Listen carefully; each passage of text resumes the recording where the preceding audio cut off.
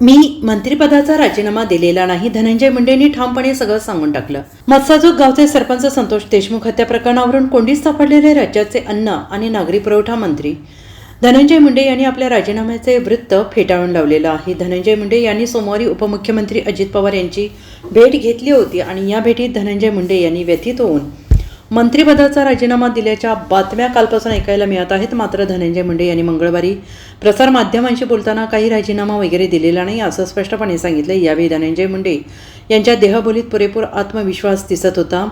संतोष देशमुख प्रकरणात वाल्मी कराड अडकले असले तरी धनंजय मुंडे यांच्यावर थेट कोणताही ठपका नाही, त्यामुळे SIT आणि CIDच्या चौकशीतून काही निष्पन्न होईपर्यंत धनंजय मुंडे यांच्या मंत्रिपदाच्या राजीनाम्याबाबत कोणतीही कारवाई केली जाणार नाही अशी भूमिका उपमुख्यमंत्री अजित पवार यांनी घेतलेली आहे। त्यामुळे अजितदादांनी तुर्तास धनंजय मुंडे यांना अभय दिल्याची चर्चा आहे। त्यामुळे धनंजय मुंडे यांचा आत्मविश्वास अजूनही टिकून असल्याची चर्चा आहे।